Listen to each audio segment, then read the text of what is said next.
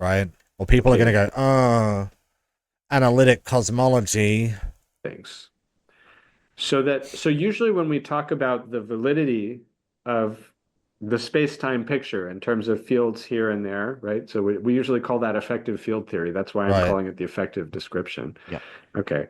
So effective field theory. Usually we say that effective field theory is good Mm. as long as you don't have a lot of energy in one place. As long as you don't have some large energy density. Um, but then if, then you can use low energy effective field theory.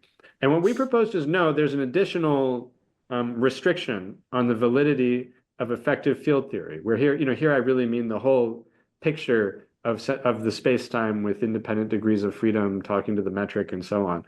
Um, that there's an additional restriction, which is that it holds only if you don't do something exponentially complicated.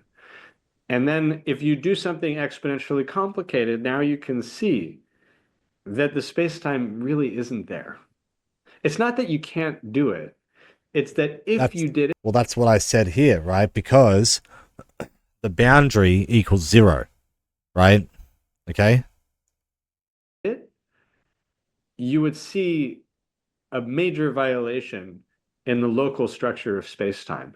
And in particular, by doing an exponentially complicated operation on the Hawking radiation of a black hole, I could create something inside the black hole at seemingly space-like separation, and that somebody who jumped into the black hole would actually see it. So there's a prediction of operational non-locality. You do this big complicated thing on the radiation and it creates something at space-like separation, Mm. which is a huge violation of locality. And then the answer to the question of why don't we see the non-locality all the All time? right, hang on. Um, and but then if you don't Fun. and so But is that that was the really idea. Oh, really a good analogy? Because in reasoning to get both where we'll Yeah. get, not that it's I'm if not that's trying the to way of say, thinking. I'm just trying to say that seemingly practical limitations can Yeah, be important. That's right. that's all I'm saying. Sure. And so we proposed basically what we proposed in that paper, although we didn't really have much evidence for it at the time, was that there could be a theory of the emergence of space-time that works as long as you don't ask about exponentially complicated things.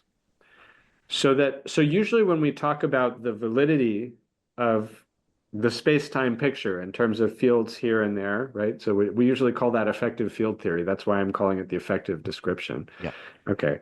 So effective field theory. Usually we say that effective field theory is good as long as you don't have a